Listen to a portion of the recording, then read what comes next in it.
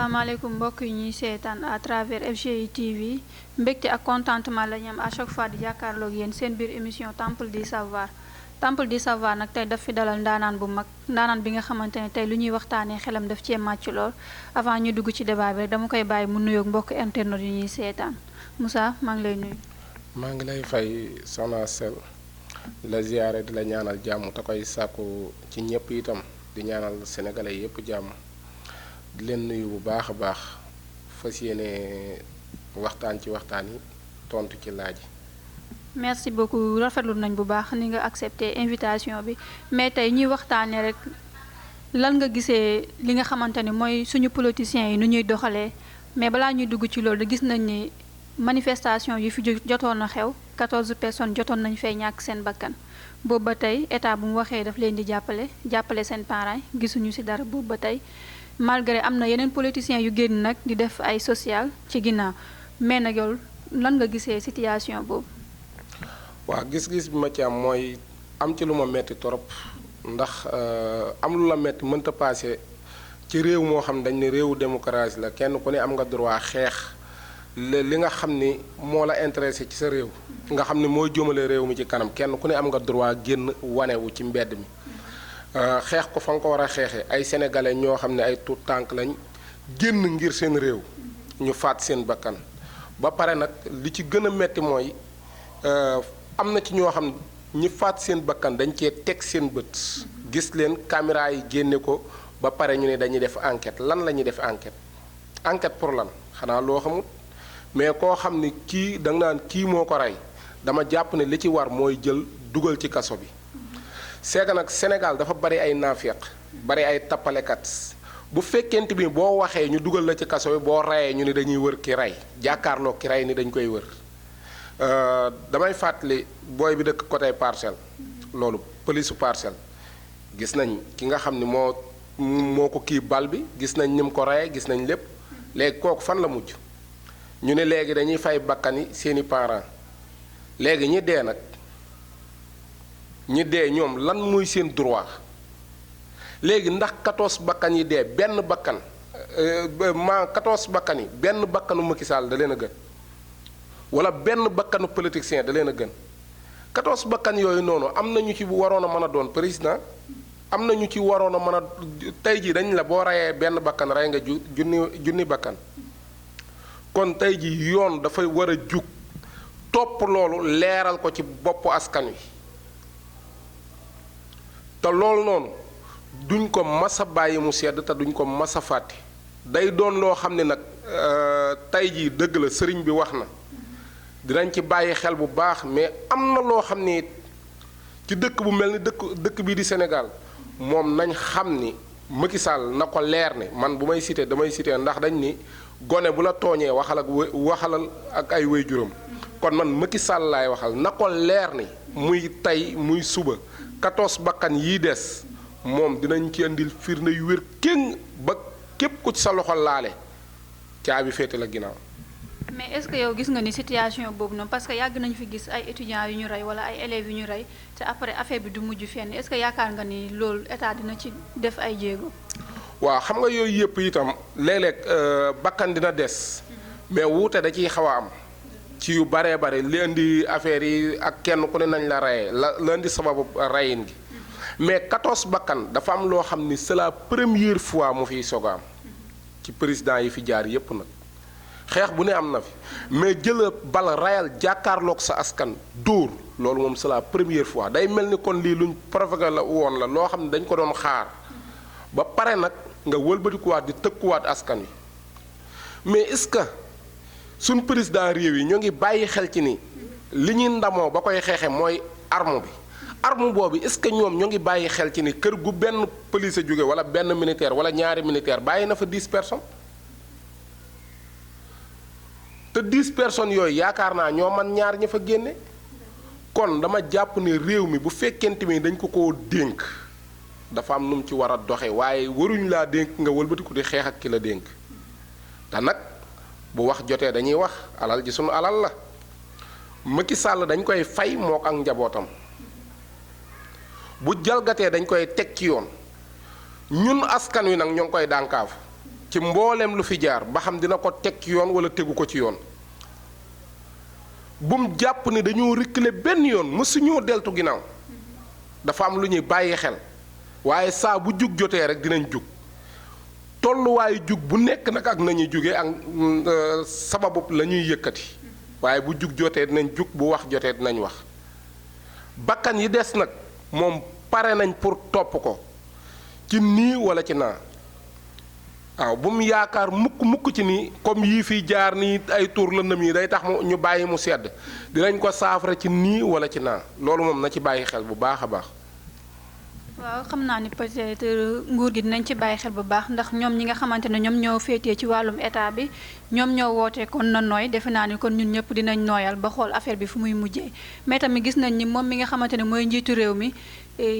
jeunesse bi jóg nañu mer xeex génn wax lan moo leen métti mais ñu gis ne tamit ci fan yi ñu nekk rek moom mi nga xamante ne moom moo nekk suñu njiitu réew décidé ni day joxe ñi nga xamante ne képp ki nga xamante ne nekkoon nga fi ancien premier ministre dinañ la jox salaire boo xamante ne bu 10 millions yow gisoo ni loolu nekkul li nga xamante ne ñaawal askan bi la ndax yow sa askan génn nañu xeex wax leen lu leen métti ñu war a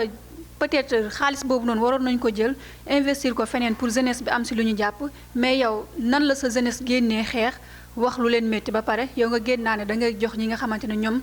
am nañ ba pare nga leen di gën a dooleel jàngat boobu nan nga ko gisee. waaw xam nga lan laa ciy wax loolu dama jàpp ni boppam lay nax wolof nag day wax naan dareetu bopp du mooy mbaggum borom te kuy saw di jaaxaan sa bopp rek ngay tooyal gis nga dafa jàpp ni maanaam politiciens yooyu nga xam ne jaaroon nañ fi neexal leen mooy tax politiciens yooyu génn wax ak askan wi toppaat ci ginnaaw mais day nax boppam na ko leer te wóor ko ni ña fi nekkoon bañ folli leen la leen naqari woon ci ñoom ba tey mooy daw ci xolu askan wi te Macky Sall bu mu fàtte ni nit ñi dañoo tuur seen daret tuur seen ronqooñ ngir mu jot ci réew mi dañ koo yërëm pour jox ko réew mi léegi nag mu delloo ñu ci ak mbaadoo la mais man dama jàpp ni tey jii boo fekkee koo xam ne dafa jël alalu réew mi caxatee ko ba mu neex ko ñu jëlee ko fi teg fi kaneen jàpp ni yow yaay gën léegi nga ni ka doon fooyee réew mi damay yëkkati di ko neexalaat kon c'est vrai que ni danga naan askan wi seen dëgg laay weddi dama yaakaar nag 16 millions di yeewoo cim réew benn nit taxaw ni lu ma neex laay dogal ba pare di wane ne samay wax bariwul te lu ma wax moom laay def wax ju néew ak jëf ju néew ak naqari daret boo koy jaay ki nga xam ni lépp loo yor moo la ko jox da ngay nax sa bopp ndax bis dina ñëw ñu nanguwaat ko ci sa loxo teg ko ci yeneen loxo te bu boobaa dinañ la yar nam ware te Macky Sall nag dafa am loo xay si bi nii defe naa da koy fàtte ñii mu jël ñépp taf leen ci wetam ñoom la doon xeexal bërki démb ki ngay xeexal nag bu wëlbati ko ni la bëgg na la dama jàpp ni dalay nax mais lii nga xam ne ma ngi koy waajal muy 10 millions yi nga xam ne ma ngi koy jox ministres yi fi nekkoon ak députés yi di leen waajal ay salaire ak yu demee noonu doon na lu mu wax de mais ñun ci suñu jëmmi bopp ñun ñi nga xam ni dañoo taxawal suñu benn mouvement boo xam ne ñu ngi ko tuddee gëm suñu réew jàpp naa ni loolu moom lépp loo xam ni war nañ ci ñun ñu def ko war na ci ñun ñu jaar fañ ko war a jaar danañ ko def te duñ ci boole wax ju bari te danañ ko saafara nañ ko war a saafara bépp leaderu politique boo xam ne jàpp nga ni askan wi da nga leen di téye di leen manipuler nañ nam la neexe da ngay nax sa bopp fi mu toll nii xale yi dañoo yeewu xale yi dafa am lu ñu xam ba pare nag toog di leen xaar ci cëppaandaw ga dafa am loo xam ne nag li wolof naan silmaxa boo naan ko jant bi sona xam ma nu ko ci wolof waxati sax koo naan xam ma nan daal am na lu ko ci wolof làqar bee Macky Sall daal fi ñu koy xaar dafa soreetut dafa am foo xam ne nag buñ fa àggee nit ki boo koy topp ba sës ko ci miir bi rek yaakaar naa dina am loo gis te dama jàpp ne li fi jaar nii réel nañ ko de mais dama jàpp ne li des ci xolu askan wi moo ëpp li jàll kon na bàyyi xel loolu. waaw moom mii di nga xamante ne mooy suñu président tamit keroog bu mu wootee jeunesse bi pour déglu leen wax leen que ñoom lan la ñu bëgg ak projet yi nga xamante ne moom la ñu bëgg wax na fi ne li fi amoon dootu fi amaat kon mën nañ jàpp ne manifestation bi nga xamante ne jotoon na fee jàll ba nga xamante ne métti na askan bi yëpp loolu dootu fi amaat lan ngay déggee kàddu boobu mu yëkkati woon wax ko. waaw xam nga yooyu moom waxu Macky Sall li wolof naan jërut dóor sa doom daal damay jàpp ne xalaatam lay wax rek ndax ba looluy am moo ko gàngooram ñëpp dañoo làqatu ji woon yaakaar naa bi ñu demee ba mu sedd lañ soog a génn di wax ak askan wi te fi mu toll nii li ci gën a doy waar mooy askanu Sénégal dafa am benn système boo xam ne dañ ko yor ñoom boo leen di topp da ngay jàpp ne ay ragal lañ ba ñi nga xam ni ay opposant lañ sax dañuy taxaw jàpp ne askan wi dañoo ragal ci fi nekk wala yu demee noonu mais saa bu jug jotee buñ jugee kenn ku ne day fipp jàpp ne yaa leen tax a jug fekk sénégalais yi dafa am fuñ tënku foo xam ne saa buñ fa àggee bu ñuy génn day mel ni dag naan lii réunion générale la woon te fekk wallaay xol yee fa giseendoo rek ñu génnandoo Macky Sall nag nañu bañ a woowaat foofu saa bu ñu fa woowaatee gisaat ñu fa gis nga réew bu tollee ci maanaam nga naan diw moo ko war a xeexal wala yu demee noonu wala réew mi soxla sa bakkan te joxoo ko damay jàpp ne réew mi ñoru la bépp doomu réew bu réew mi soxlaa sa bakkan sa deret sa doole sa ñaq war nga ko cee def bu fekkente bi ni réew mi ñor na la lan moo tax suñu borom wàccee ñu fi suñu borom wàccewuñ ñu fi pour ñuy dem ci garan place di dem xëy liggéey rek ñëw wàcc déedéet dañoo war a jagal réew mi ba képp ku mën a ñëw suñu ginnaaw mën a placé wu normal mais bu fekkente bi ni réew mi ñi ñu fi jiitu dañ fee tuur seen deret xeex fi ñàkkante ko xiif daj mar lu nekk ñun ñu ñëw ni dañuy noos kon ñi topp ci ñun lan la ñuy def ñi ñuy jiitu buñ ñu nooyalalee tuuti ñun ñiy ñëwaat nañ nooyalal ñi ci suñu ginnaaw tuuti en moins mais benn Macky Sall lu bëgg a taxaw naan suñu ndoxu bakkan mi comme ça lu ko neex def lu ma neex laay wax réew moo xam ni buñ doon dañ ni téeméeri nit la juróom-ñett fukk ñëpp doon ay ndaw dama jàpp ni da nga war a tënku ca bëgg-bëggu ndaw ñi te lépp lu mu def wala képp ku koy digal lu dul lool day nax boppam loolu moom na ci bàyyi xel bu baax a baax te nag pare nañ pour lépp ñun nekkuñ di ko neexal comme ça naan di topp ci ginnaawam naan ay xaalis ak financement yooyu noonu intéressé wuñu xam nga lan moo ñu intéressé kàddu yi muy wax ak ñun mu respecté ko te liñ koy wax itam mu respecté ko ndax ñun jàpp nañ ni réew mi donte ne dañ ko koo dénk mais bàyyeewuñ ko lépp dafa am loo xam dañ koo ŋëpp suñ loxo saa bu ko bëggee foqar ñi dañuy bañ loolu moom na ci bàyyi xel. waaw na ci bàyyi xel bu baax réew sax mënul dox sans jeunesse am parce que jeunesse bi ñoom ñooy magi ëllëg kon boog defe naa ni réew mi bu ñu koy defar dañ ci war a boole ndaw yi ndax ndaw yi ñooy magi ëllëg mais tamit ñu gis ni moom à chaque fois bu waxee benn décision maanaam moom décision bi du am ay accompagnement yi nga xamante ne yooyu la nar a àndal complètement mais ñu gis ni tamit am na dossiers yu bëri yi nga xamante ne ñu ngi tegu sur la table fan yi passé gisoon nañu fi ay faux médecins ci jamonoy coronavirus bi mais gisaat nañ fi tamit ay faux médicaments mais ñu gis ni tamit actuellement nii hôpital bu nekk Linguère mi ngi dund ay difficultés yu métti ba nga xamante ni 4 personnes ñàkk nañ ci seen bakkan loolu lan moo si sa jàngat. xam nga wolof dafa am lu mu wax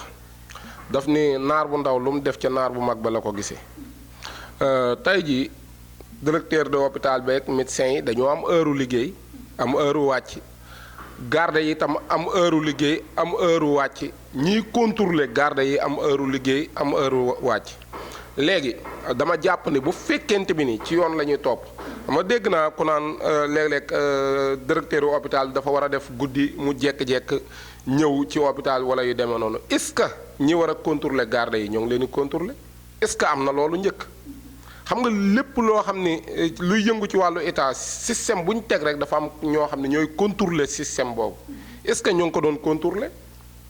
garde yi bala ñu leen a woo dañ ni dañoo war a woo ñi doon contrôler garde yi ñoom it est-ce que ñoo ngi doon contrôler garde yi normal est-ce que garde yi monté nañ est-ce que garde yi ñoo ngi doon fayiku lañ war a fayiku ba tardement warta am ci ñoom est-ce que ña fa nekk la war ci ñoom def nañ ko ndax nit ki bu fekkente ni da nga koo bëgg a dij ca barab te la nga ko fay dijee dara matut mënoo ko faa dij nit ki boo koy tënk ciy droit da ngay matale say droit mais nit ki mënoo koo tënk ci droit te matale woo sa droit te bu waxee nga duma ko loolu du yoon loolu jaay doole la. te gis nga boo génnee ci dëkk àll yi da ngay gis malade yoo xam ne tey jii exemple laa lay jox dañuy takk saret jóge fu sori pour war a mën a faju ji man mii di wax ak yow xam naa ci dara ndax nekk naa ci àll bi génn naa lu nekk def naa tey jii boo xoolee exemple sa bëñ nii bu doon metti rek boo duggee ci hôpital bi di nga fay ñaari junni Mali gii boo fi demee bëñ buy metti 1000 francs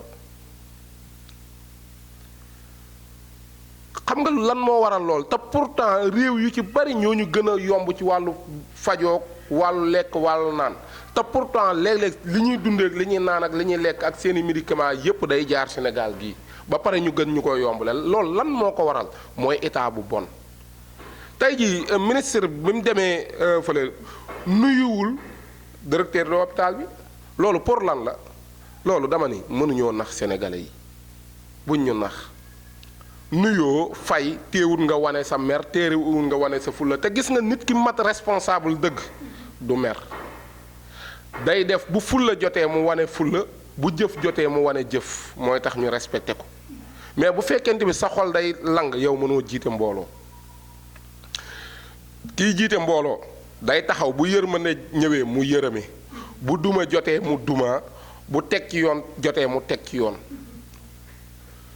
buñ ñu fooyee buñ nax réew mi gis nga hôpital bii nii la fa xew mën naa ne ci ministre bi la bu fekkoon tamit la ko war organiser na noonu konoon lii du am tey ji bébé yooyu seeni yaay lan lañ leen lay tey ji bu ñu nee dañ leen di dédommagé bakkan quel sax man li ma gën a naqari nag loo wax ñu ne dédommagé dañ lay jox xaalis ak yu demee noonu léegi yow bakkan bi ngay jox xaalis est-ce que boo ko bàyyi loon mënta nekk place bi nga nekk ba am lu ëpp loolu ba man koo jox way juróom ah bakkan xaalis dafa gën bakkan kon nañ bàyyi naxaate yi te li ci war ñu def ko dama jàpp ne nag suur bi ministre biy dem dama jàppoon ne bu demee dafa war a déclarer démissionner directeur de l'hôpital bi ministre bi moo ko waroon a njëkk a démissionné garab yu bon yi nag balañ koo lijjanti ci dëkk bi dama jàpp ne dañoo war a lijjanti fam jaar njëkk ba dugg ndax Sénégal dafa mel ni tame fu waay neex fël jaar tey jii boo génnee fii nii dëkk yi boo génnee dañ lay may séjour di la may ay kii nu mu tuddati sax carte ay kii nu mu tuddee boo demee Mali gii rek am na carte bu ñu lay may boo xam ne boo ko amut fu ñu la ramasse da ngay tëdd Mali gii nii rek Sénégal ngay gis koo xam ne billaahi wallaahi ta appartement am lay nekk guddi ba guddi lay génn xamoo lu muy liggéey Sénégal ngay gis loo xay si mi lu doy waar la dañoo dem ba ñun léeg-léeg da ngay gis ci xale yi jikko yoo xay si da lay leer ni lii du jikkoy sénégalais lan moo ko fi andi étranger yi léegi nag ku ñëw dugg mel ni tame fu neex waaye jaar jàll dama ni sunu réew mii nañu xoolaat bu baax étranger yi dañuy jóge fële ñëw investir fi lu leen neex taxi yu néew lañ leen di fay ba pare jox leen cër wan leen ak ragal gu mat sëkk bu ko defee doomu sénégalais jóge fële ñëw bëgg fi investir dara ñu koy bundu xataal di ko woo ci yoon fu nekk ñu dugal ko fi ba ci coon ñaam yi rek boo xoolee lu mel noonu dal na ko États-Unis la nekk ku mel ni Obama respecté ko mu jàppale fa nit ba mu jël meeru goxam maire lu toll ni États-Unis xam nga ne ku fa am yenn responsabilité boo ñëwee sa réew dañ la war a respecté mais nga ñëw sa réew génn ci école bi doomu sénégalais bu génn ci école boobu nga jàppale ko mu génn dem bitim réew jàngi ngay dimbali jeunesse boobu di bay di fay ay employé chaque jour ñu lay bunduxataal sa réew loolu neexut nañ defaraat jikko yi lee xew Linguère nag dama jàpp ni leçon la ci bépp hôpital bu mu mën di doon nag du question dëkk àll yi rek de non ba ci fii Dakar lu mel noonu waroon na fee am mën na fee am te it tey jii manka am na ci tey jii hôpital yi waroon nañoo am lu toll ni donte ni garde nga fa hôpital bu nekk war na am garde war na am ay sappoor itam yu fay nekk tout le temps war na am ay am ndalluwaay itam yu fay nekk ndax tey jii bu nit jóge woon fa la ñëw bëgg faa sàcc dara nag kon kan moo koy accompagner tey jii bu jekkee jekk tàkk garde yi mënuñ ci dara diggante bi ñu woo sapeur garde yi mënoon na leen faa fekk te duñ ca man dara. Sénégal moom dañoo jàpp que ni actuellement nii foo laal mi ngi métti ndax structure boo laal rek am na problème structure boo laal am na problème kon loolu nekk na li nga xamante ne lu doy waar la xaw ma jikko yi lañ war a defaraat wala toogaay bi lañ war a defaraat wala politiciens yi nga xamante ne léegi Sénégal sax wax fi man politicien laa sax dañ lay jéppi ndax lan ñoom nu ñuy doxalee loolu lan nga koy jàngatee. waaw xam nga Sénégal moo neex a politiquer c'est que da ngay gis nit ku génn média tuuti rek wax nit ñi gëm ko dar ko affaire yu demee noonu mu xëy suba ñu woo ko ger ko mu mel ne du woon moom gis nañ fi ñu bari ndax du ma citer sax ay tur ndax day am lum nuru waaye bu ñu ma ci posé woon question ma wax ci mais réew mi daal buñ ñu fooyee képp ku bëgg bës wala ku bëgg daraja ñëw ànd ak askan wi su la askan wi poussé ba nga nekk ca kaw war a féete ak askan wi war askan wi nañ delloowaat suñuy xel ci yàlla te indiwaat suñ ngor gën a rafetalaat suñuy jikko. Macky Sall nag li ma koy dénk mooy biñ koy fal dañ koo fal ci sunu naqar jaay sunu daret jaay sunu lépp ngir fal ko jàpp ni mooy ki gën ci ñun ma koy posé question itam est-ce que dafa pare pour bu ñuy delloo réew mi ñu xeexaat ak moom amaat lu ñu naqari comme niñ ko joxe woon réew mi dama jàpp ni bu dee nit ku am xel la fépp fu sunu ronkoñ xonqe daf ko war a fomp waaye du ku ñuy tuural ronkoñ ndax ñun dañoo tuur sunu ronkoñ ngir mu jot ci réew mi kon jàpp naa ni war nañoo feral sunuy ronkoñ waaye wërta continuer di ñuy jooyloo te diirub 10 ans yi mu fi def wax dëgg yàlla ciw naqar lañ ko dund amul lenn lum ñu defal loo xam ne mbégte la mbirum financement yi nag kenn ku ne maa ngi dégg muy wax naan non xale yi dañ leen war a defal entretien nangam wala xale bi tëdd këram ñu jox tey jii boo génnee sa kër lan ngay def jeunesse yëpp da ngeen leen mën a génne di leen defal entretien mënul nekk kenn ku ne da nga koy laajte domaine la muy liggéey nga gëstu ko ba xam la muy liggéey normal na wala normalu nga soog koo mën a financé te koo financé nga koy topp di ko xool di ko coytu di ko gëstu ca lam nekk ak lam kii bu jaree sax ñu taxawal ay commission yoo xay si bi ni chaque 2 mois 3 mois ñu woo xale yi ñu financé ci benn studio toog ca secteur boobu noonu waxtaan ak ñoom xool kenn koy la nga cee investir wala ñu taxawal commission yoo xam ne dañuy topp xale yi di xool di leen saytu di leen teg ci code di leen jubbanti loolu moo gën a yanu maanaa ñu bëgg fee nekkaat naan def formation yu demee noonu presque 3 ans mat na te Macky Sall moom xanaa prévoitul pour poser candidat loolu moom askan wi duñ ko ci bàyyi. 3e mandat moom xam naa ni dootu fi amaat mais tamit ma lay wax lu ñu tëralee woon ci waxtu jot na jeex na ma lay wax lan ngay sa dernier mot rek ak lan ngay tàggatoo ak askan bi nga xamante ne ñooñu doon seetaan à travers FGI TV. waaw xanaa di la ñaanal rek di ñaanal waa télé bi itam di leen ñaanal jàmm di ko sàkku ci yéen ndax yéen moom wax dëgg yàlla fërewu leen fenn dëgg rek ngeen féeteel surtout yow. yaakaar naa bu ma fi waxoon lu waxuwut itam yaay njëkk a bañ kon wala bu ma fi waxoon loo xay si mi leer na la lii may wax amul kon yaakaar naa di nga ko weddi wa ilaa am na leen nooy doxe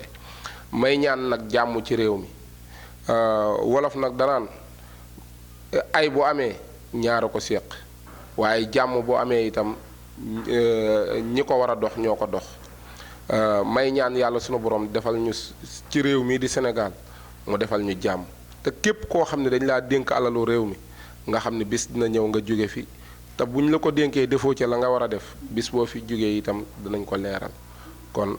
maa ngi ñaanal ñëpp jàmm di koy sàkku ci yéen te leen di ñaanal jàmm tayit di ñaanal sunu maam yi mu gën a jëm kanam daal gën a xéewale tënku ci dëgg rek ak fulla ak fayda waaw dëgg rek moo ñu ñor waaw dëgg rek moo ñu ñor wasalaamaaleykum wa rahmatulahi taala wa barakaatu. waaw merci beaucoup ma koy jaajëfal moom Moussa di rafetlu invitation bi nga xamante ne accepté na ko may jaajëfal tamit képp ki nga xamante ne yaa ngi doon seetaan à travers FGI TV di am mbégte ak contentement rek doon leen jagleel li nga xamante ne mooy seen émission Temple du Savoir li lañ leen fi andiloon di leen jox dig daje incha allah ba beneen yoon incha allah.